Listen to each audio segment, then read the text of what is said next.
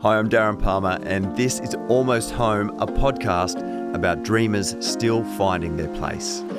My career has taken me many places, from design studios to your TV screen. With this podcast, though, I'm going somewhere completely different. My guest today has graced countless stages and screens across the globe, transcending any box you try to put them in. We all know and love them both as Shane Jenek and Courtney Act, Australia's most iconic drag queen.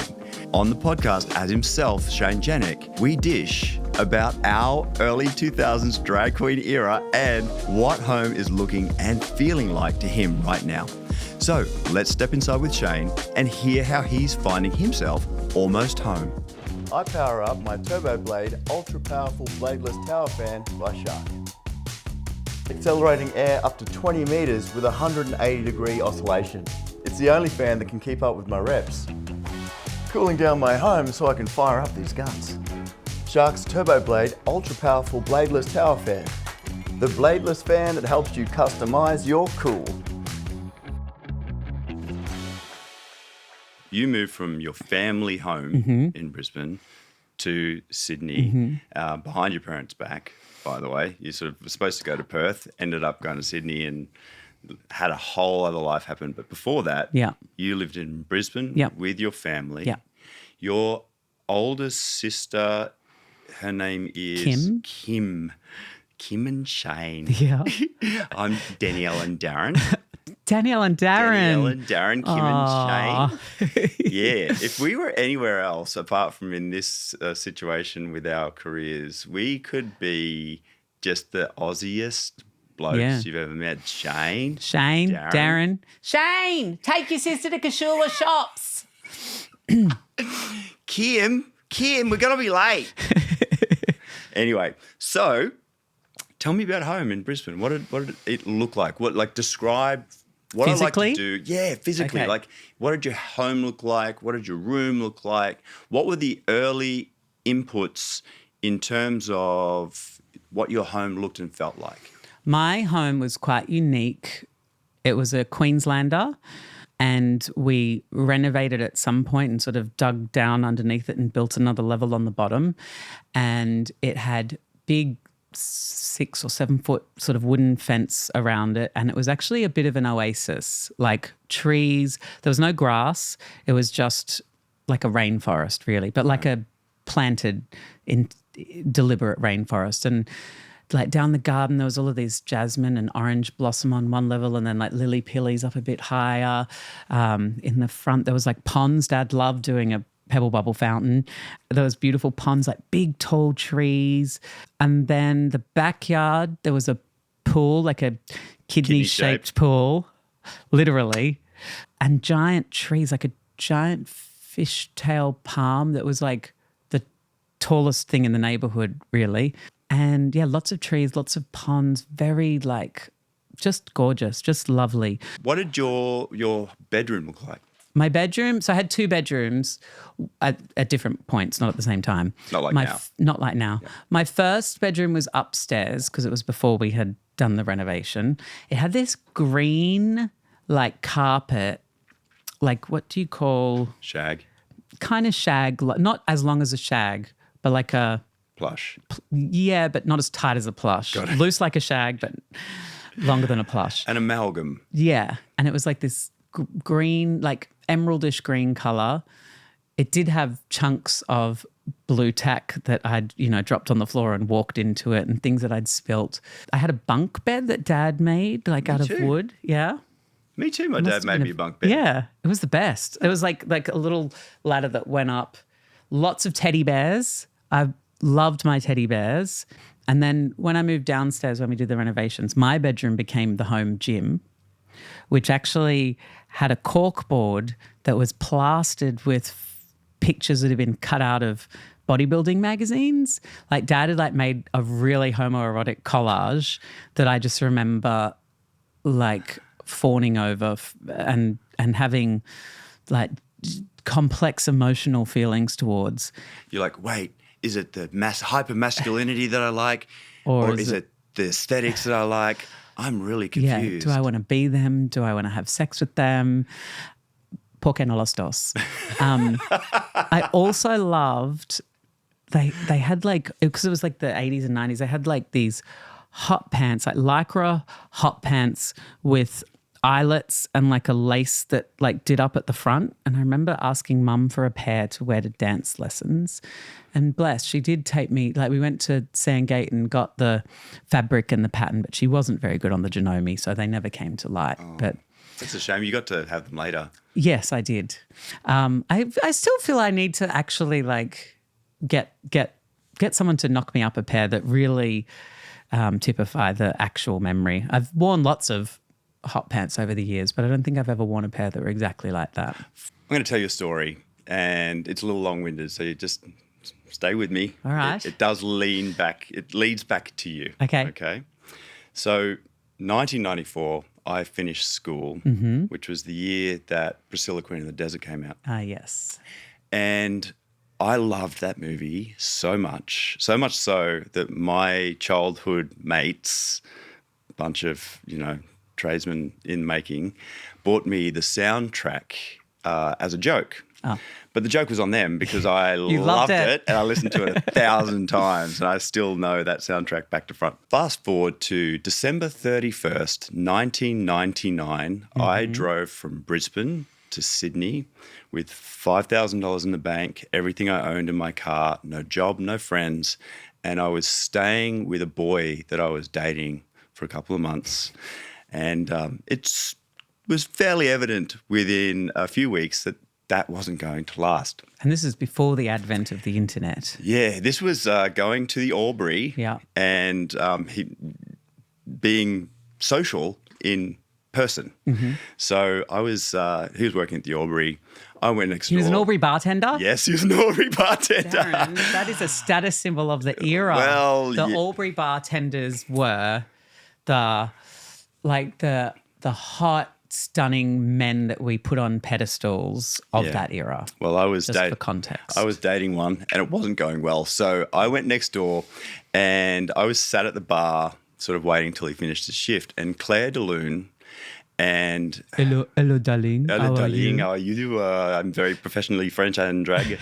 So Claire de Lune was there with her 6'8" Dutch offsider, Jaap, who I started dating. Oh. I dated for several months. So through him, I met every single Sydney drag queen at once, like Portia Turbo, Claire de Lune, Barushka Darling, Hillary, Ashley Swift, Vanity, Atlanta, Georgia, Tess Tickle, like all of them, all at once. And baptism of fire, that is. It was. And I also, on a dance floor, met a must have been just 18-year-old blonde young man called Shane. Aww. At the midnight shift? At the upstairs? midnight shift, yeah. I remember. I still remember. And you mustn't have been there for long because that was very, very early in 2000. Yeah, I don't know when. So at some point during the year 2000, I moved to Sydney. I was working at Jimmy's on the Mall in Brisbane for a bit. I was selling Foxtel door-to-door TV cable salesman.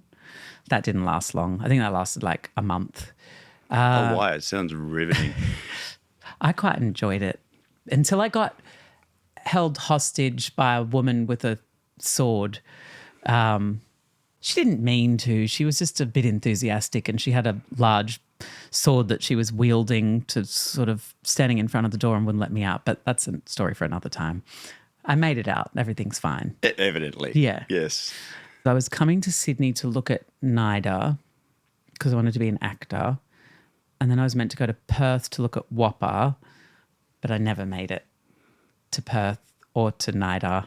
I just went to Stonewall and realised that I liked guys and that being gay wasn't something that high school had made it out to be. Because in high school it always seemed like a really bad, horrible thing. And I didn't know what that was, but I just knew that it was bad and therefore I thought it mustn't be me because I was like, well, I don't know. And then I got to Sydney and I was at Stonewall, like Spinning Around by Kylie was playing. So we can probably timestamp that. That was the year 2000. Whilst we're talking about Stonewall, allow me to regale you with a story about the time in my life where I would have done more drag than you. You heard that correct, folks. Yeah. Okay, you'll get this. Stonewall. Yeah. My friend's birthday, girlfriend's birthday, Beck.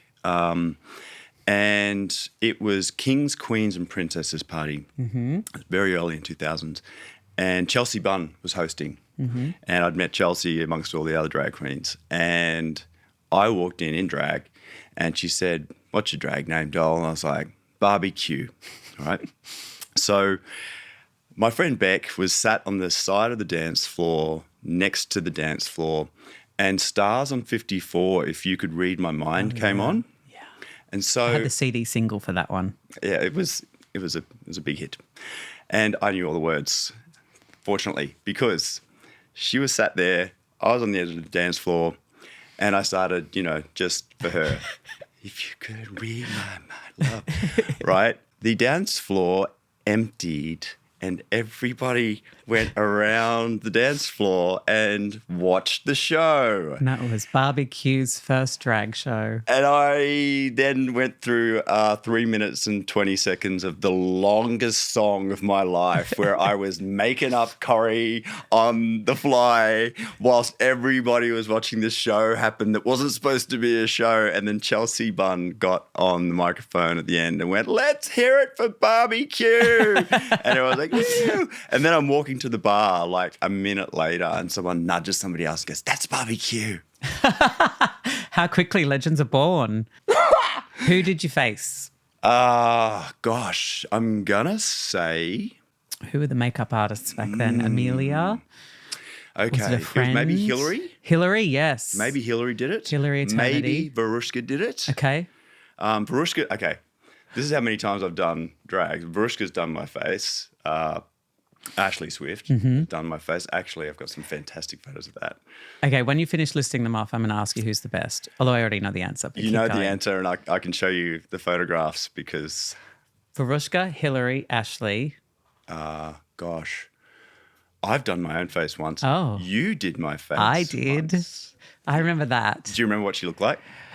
I remember there was maybe a light, let's go with Madonna from, what's that music video where she's in a kimono? Was it a kimono? Was there a kimono involved? Oh my God, I did that too. Yeah, I did, think maybe I did it twice. You've done it twice because that was my birthday party where I Yeah. spent half the night as a geisha and the other half as Daisy Duke. Yeah. So you've done it twice. There you go. That was actually probably one of the best looking. I remember the, what was the Duct the tape. geisha? I remember the geisha one because we duct taped your tits together to give you They are, cleavage. Yeah, they were much less hairy. Darren's got quite an ample bosom, if you didn't know that. And they really, a little bit of duct tape. You know what I've now learnt you should do is put down some Glad wrap first to protect the skin before you put duct tape. How did you learn that, Jane? Well, it could have been from the lesions that were left on your body after you took the duct tape off. The fact that I pulled off skin when I pulled off the duct tape. Yeah. But see, now I use the tuck tape I use is this clear vinyl PVC tape that's made to hold tiles on the sides of buildings while the glue dries. That'll do the job. So I obviously haven't learnt my lesson, but I do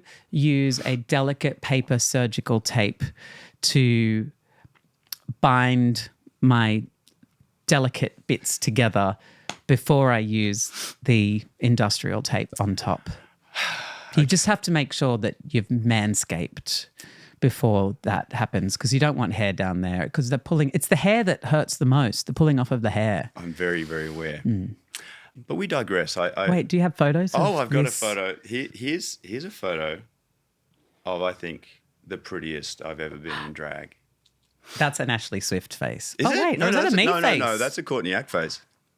I'll show you an Ashley Swift face later. That's amazing that I did that. You did because I like to say she looks like Helen Hunt. has this been Photoshopped? Yeah. No, that's legit. It's probably a really bad photo that's been That's amazing. touched up.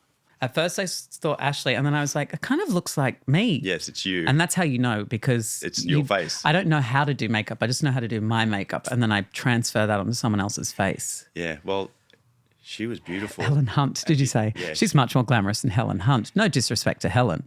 And she looked like that. And do you know what she was like when you meet her? G'day, how you going? G'day. I love that so much. People are like, wow. I was like, yeah, how you going? Anyway, we've known each other for 25 years. Yeah. That's a little snapshot into the early 2000s. Yeah. Middle of 2000s. Yes. Actually. And this is not all about me doing drag, by the way. The whole conversation isn't. This is just the Darren Palmer drag story hour. Yeah, well, it's like I'm coming out. But I want to show you this because Now, I would just like to insert here that in the drag community, we have a saying, is he a drag queen or is he someone who's done drag? Because there's these sort of once a year dress up, Halloween types, and then there's a drag queen. It's sort of like, is he a porn star or is he someone who does porn? There's a difference between being a star and a... So I guess I would pose the question to you. I mean, I have my own answers. Did you self-identify as a drag queen or as someone who did drag? No, I self-identify as someone who loves drag, and actually what I really loved about it, one, it looked beautiful, but two, I loved that idea of being... It's like you're you looking out, but what everybody else sees is not the same. Yeah. And so people treat you differently, they react to you differently, and you have this degree of anonymity that whilst you're you and you know you're you, all of the external inputs are different. And like you must get that. Yeah. As I thought you were both. direct quoting me then, because that's like exactly how I would describe the experience. Because it's like everything looks the same to me. All of the people, maybe they're a little bit shorter because I'm a little bit taller. And you've got a little bit of a shadow. Yeah.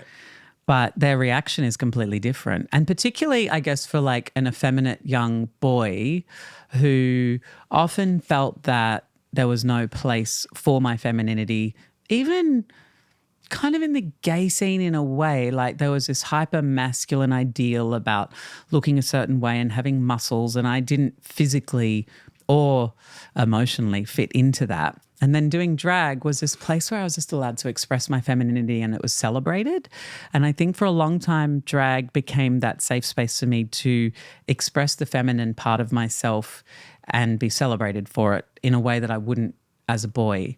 And then I think kind of got compartmentalized maybe unhealthily over the years, and then finally kind of came back together much later on, like in 2014, where I realized that it was okay for boys to be feminine and it's okay for girls to be masculine. And don't you think, I think truly that you've been absolutely a part of why that change has happened. Because just being yourself and having the journey that you've had, I hate the word journey in terms of reality TV journey, but you've had quite the journey. And the fact you've been in the center of this societal change about gender and about also drag as an art form, not just what it was in the mid-2000s when you were starting to crack it. Like, correct me if I'm wrong, but mid-2000s, you're gigging, you're working.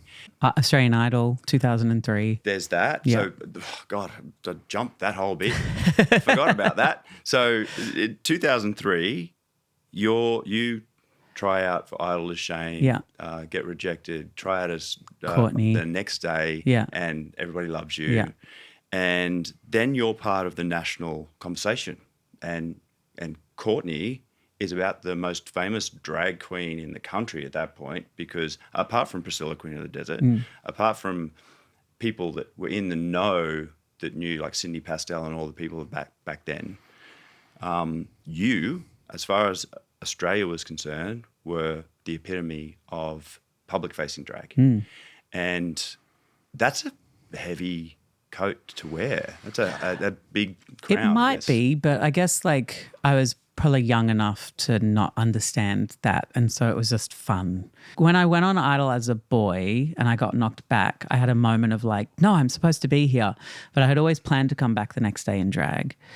And I just was being me and doing me. And I was never doing it like with a motivation. I was just like, oh, I love drag and it's really fun, and so I'm going to come back and do it. And I honestly didn't think about whether or not drag did or didn't fit in the zeitgeist. Maybe because Priscilla was so prevalent in my mind that it just made sense to go back in drag. Like, it didn't seem odd or like a taboo. And I think it wasn't, in a weird way. Like, it was unique, but nobody really had anything negative to say. People just got on board and celebrated it. I think Dicko, who was the judge on Australian Idol, was one of the biggest champions of mine, and who was quite happy to flirt and like be boisterous and play up to me, which I think created a level of acceptance amongst the men of Australia and just was a kind of form of leadership.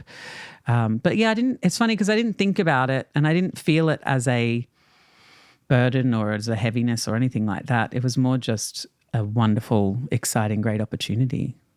Because you did that show and I knew you then. Strangely, I dated someone that was on the first Big Brother as well. And he was like the first openly gay man on Australian television. So like between the two of you, you're like the most famous people I knew. Before that, it was all the drag queens in Sydney. But then like you both were the most famous people I knew. Yep, still getting my gains in the comfort of my home with my #1 fan, the TurboBlade ultra-powerful bladeless tower fan by Shark.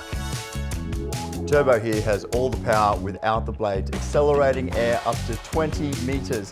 That is full beast mode. It can even oscillate 180 degrees. So if you're like me and you can't stop moving, no sweat. The Coolidge, that's cool coverage, can follow you far and wide. And 100. Speaking of sweat, there's not a drop on me. Wait, you believe I did 100, right? I swear it's just my TurboBlade ultra-powerful bladeless tower fan by Shark. The power, the range, my reps just can't compete. Wow, this summer is going to be my coolest yet. Shark's TurboBlade ultra-powerful bladeless tower fan, the bladeless fan that helps you customize your cool.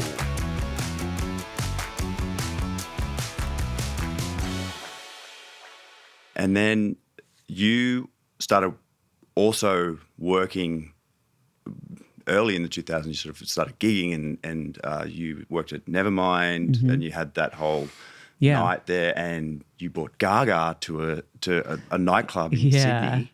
That was epic. The heck, man? How did that happen? So Gaga's dancers were coming to Nevermind. They were on tour. And then my friend Perry Meek was Gaga's wardrobe person, an Aussie who is a drag queen from Adelaide, knew Amelia Earhead, was an ice skater actually. And so they invited me to sing at Gaga's birthday party, which happened to be in the Royal Botanic Gardens in Canberra because she was on tour there at the time. No pressure? No pressure. It was around the Telephone era. Oh, it's like my favourite Gaga song. Because I remember going to her concert wrapped in yellow caution tape. Yeah. And so I sang Sweet Transvestite and Happy Birthday for Gaga in the Botanic Gardens. And then I had to take her, it was my job to like lead her through the jungle. I had like a, do we call them tiki torches? The things they use on Survivor. How about that? Yeah, one of those. I had one of those in one hand, like 6-inch heels, Lady Gaga on my arm, her in 8-inch platforms, and we're like traipsing down this rocky staircase through the jungle, just the two of us. Like I had to lead her down while all the guests made their way down a safer passage. I'm just like arm in arm with Gaga, like having a chat and talking about, she was like, you know, like I'm Gaga, but I'm also Stephanie. And she was asking about like Courtney and Shane and like identity and stuff like that. And we were just having a chat and then walked her down. And then it was right around the time that Avatar, the movie, came out. And so they had a big outdoor movie screen and they had like an advanced copy and everybody sat and watched Avatar. With, by the way, the worst logo ever, Avatar. It's papyrus, just typed out as Avatar. Dreadful. Multi-million-dollar movie. Well, let me take a pivot to your graphic design background. That's why I know about these things, yes. So 2003, Idol, I came up with the idea to do a Christmas card to send out to just everybody to keep my face out there. And I asked Darren if he would do the graphic design. Eric Manikoff took the photo. Darren did the design, and I sent these out, and they kind of became, if I do say so, like iconic amongst the industry. I concur. That was the first year. This was the second year. I remember that one. Ashley Swift creative directed this one, that's right. And you've got Michael Boyd as the model and Yep. Lynn Clifford, Penny Clifford's Dalmatian. Look, picture frame on the back. Uh-huh. That's art direction That's for you, art direction. folks. And then the third one, Oh, Little Angel. little angel, angelic. Yeah. So there's another thing that people probably don't know about our history is Yeah. that I used to do your graphic design, your Christmas cards for Yeah. you.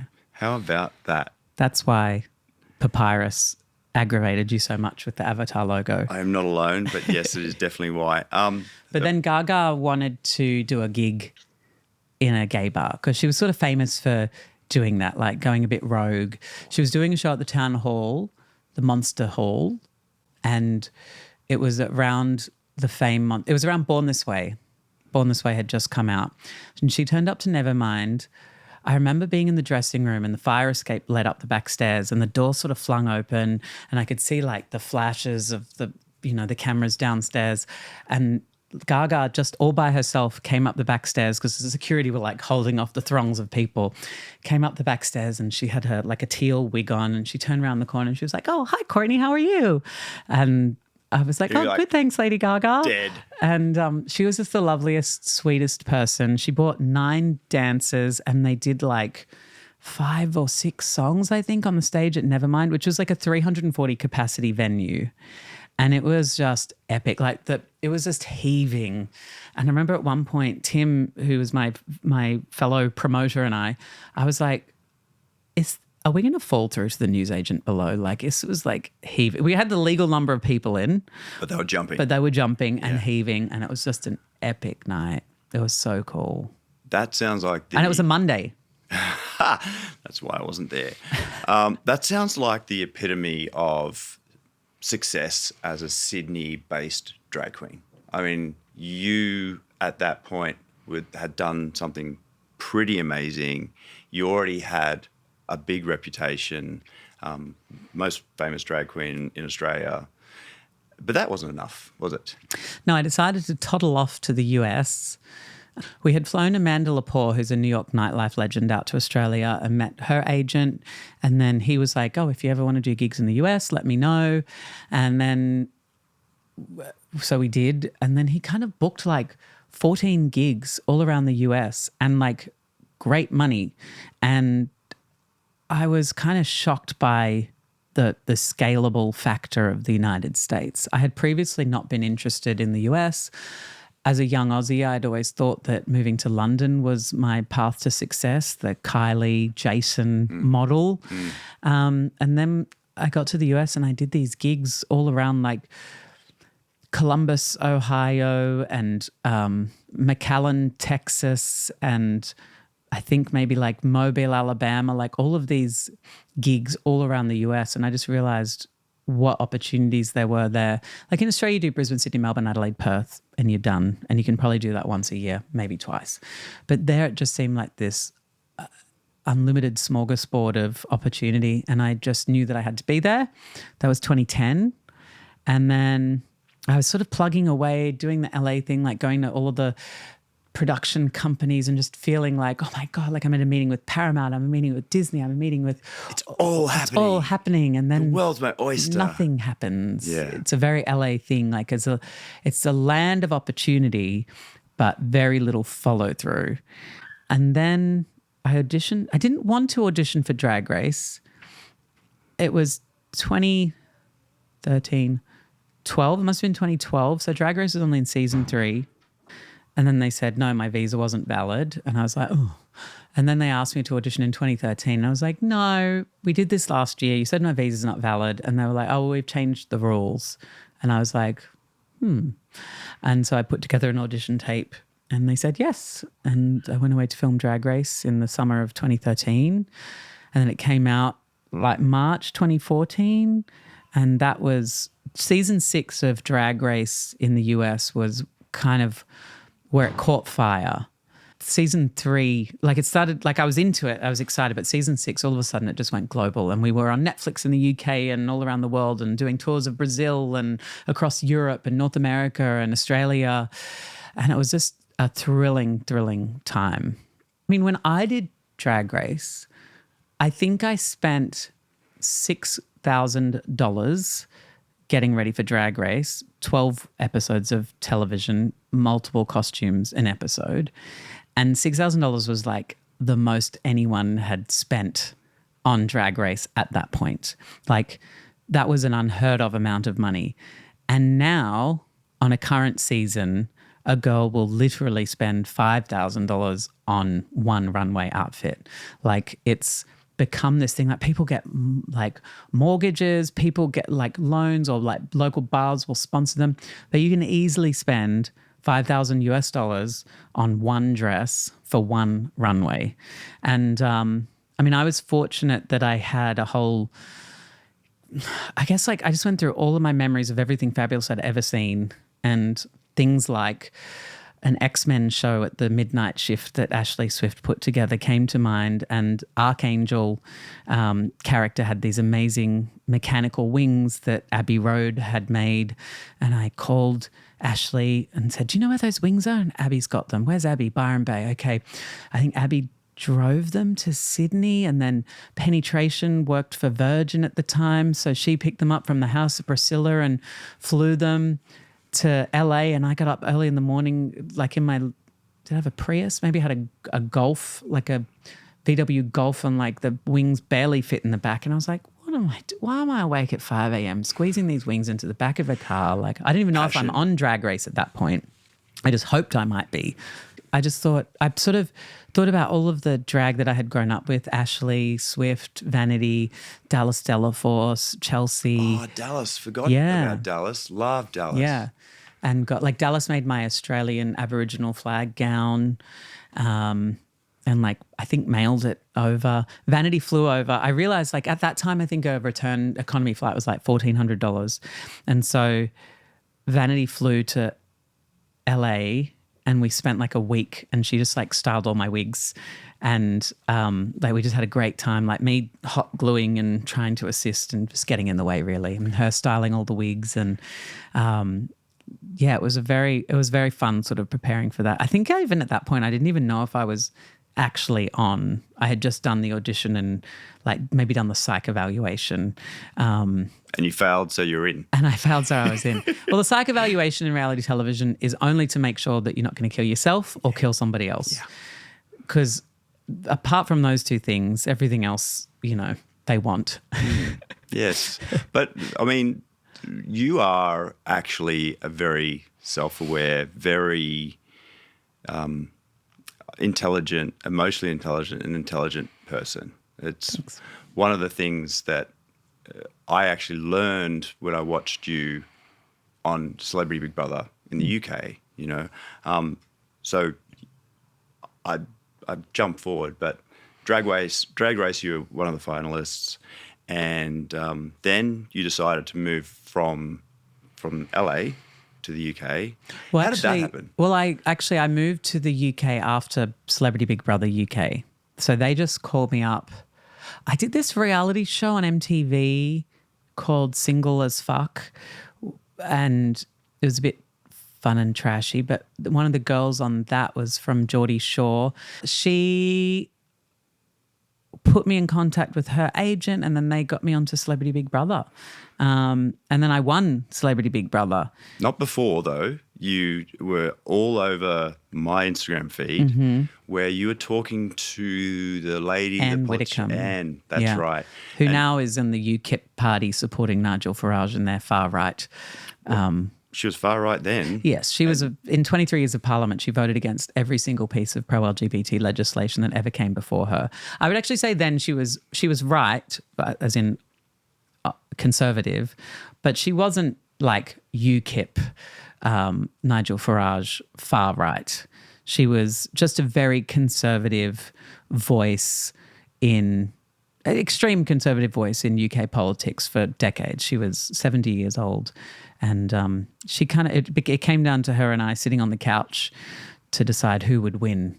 And I'm very grateful that I did win. That's when you popped up in my social media in Instagram, and there was this great clip of you explaining the intricacy of gender and how important it is to be able to see other people's points of view. And you're very empathetic and you're very intelligent emotionally and intellectually. And moreover, you're just very eloquent about how you staged this conversation respectfully with somebody that didn't hold your view. And it changed my view. Like, I already am part of the gay community, but I just think I have never heard anybody put it more eloquently, more beautifully about that sort of kaleidoscope of experience. Well, that's nice. I think that's the thing. I think, like, often a lot of gay men think, oh, I'm part of the LGBTQ plus community. Got it. But then I think the experiences of the L, the B, the T, the Q, the A, the I, even for us inside our own community, are not experiences that we see that often or understand that often, because, I mean, most people these days know a gay person or a lesbian. And so I think that's how, you know, the gay and lesbian rights have come so far in a relatively short period of time.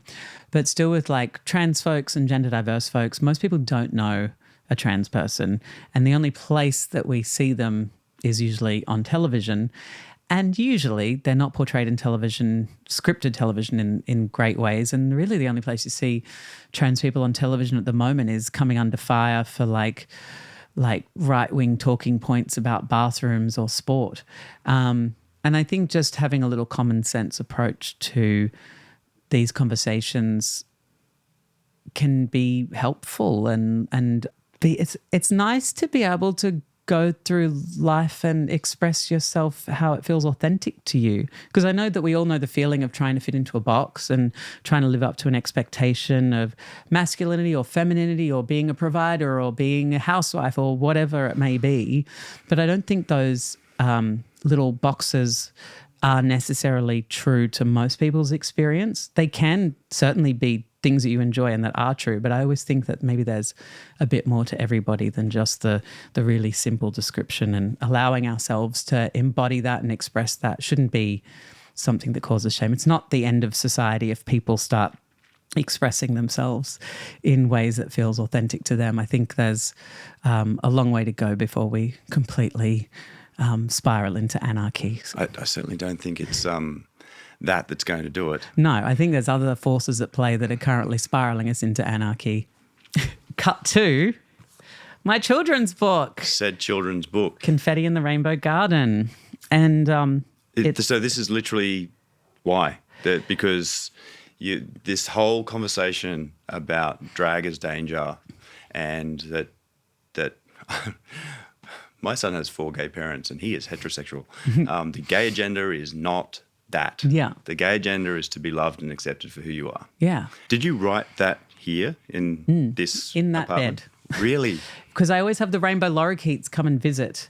And I was trying to think of I was like, I don't want to write like the obvious book that people would expect maybe a drag queen to write for a children's book.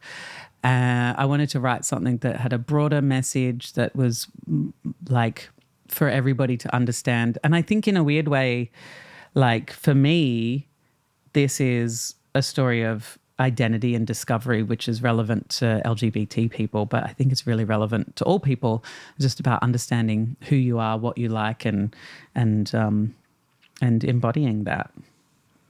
And so this was the place where that idea bore fruit. Yeah. And so you sat in there in your bed, looking at lorikeets, looking out at the beautiful Bondi Ocean. Yeah. In a place that is the first home you've owned? My first home I've owned, yeah. And the first home that I don't think I even really knew that you could live in a home that was the homification of who you are. Like I It's like an embodiment of Yeah. your personality, inward, outward. Outward. Yes. And like, I was very grateful to work with the lovely Claudia Lambert on decorating it.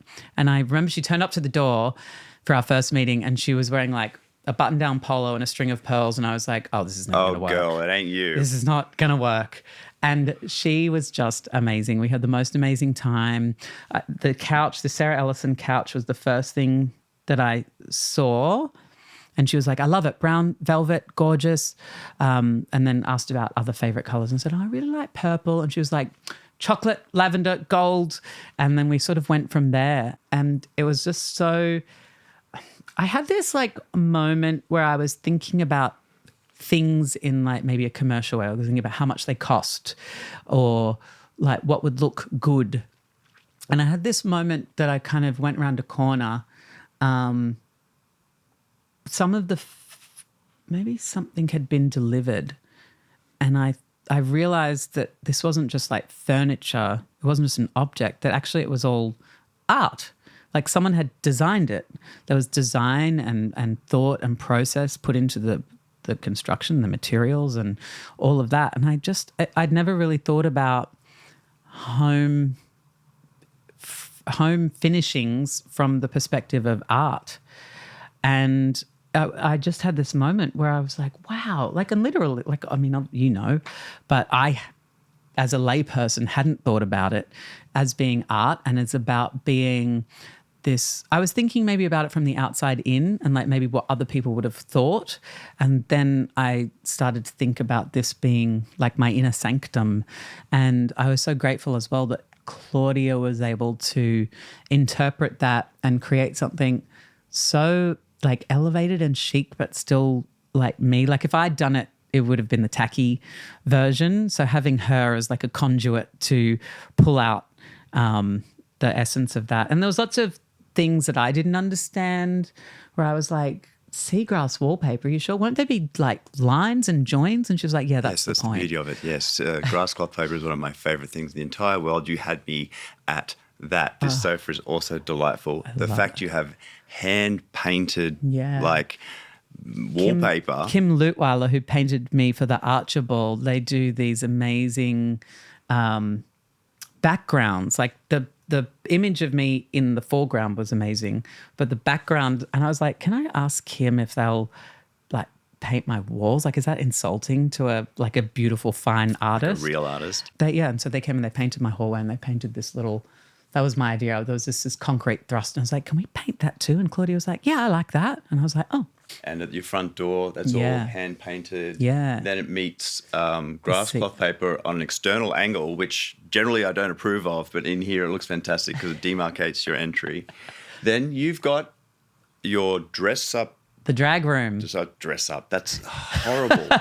Oh my God, what did I just say? The dress up costume box. That's what I have shoved under my stairs because I've done drag. I'm not a drag artist. But your drag room with everything, that's Courtney's whole, like that's Courtney's wardrobe. In a normal home, that would have been the master bedroom because it's the big room. But which we refer to as the main bedroom main bedroom, by the way. Thank you. The main bedroom, but I wanted to, I kind of think of this place as like a studio apartment with a giant walk-in wardrobe, even though it's a 2-bedroom apartment. But I got rid of the wardrobes in the bedroom and there's no there's no clothing items and things that you would normally have in a bedroom. They're all in the drag room. So all my boy stuff, all my girl stuff and all my in-between stuff is all in there. Life is too short to be bland. That is for sure. Preach. Life is better with texture and pattern and colour. Courtney is living proof, as is Shane. Living proof. When I walked into the apartment, it was just a white box and it was lovely. But I was like, I don't want like Bondi white linen. And yeah, I really love what it's become. Guess what? You didn't get any of that. You got something that is layered and textured and has personality and lots of beautiful pieces. It is artful. It is current and contemporary and colourful and everything that you are, my dear. Thanks. And this has just been the nicest little walk down Hasn't it? memory lane. 25-year retrospective. That was my conversation with the iconic Shane Jenek. Proof that home isn't always made of walls. It's wherever you can be the most unapologetically yourself. If you enjoyed this episode, don't forget to like and subscribe and share it with a friend who'd love to hear it too. And thanks for joining me.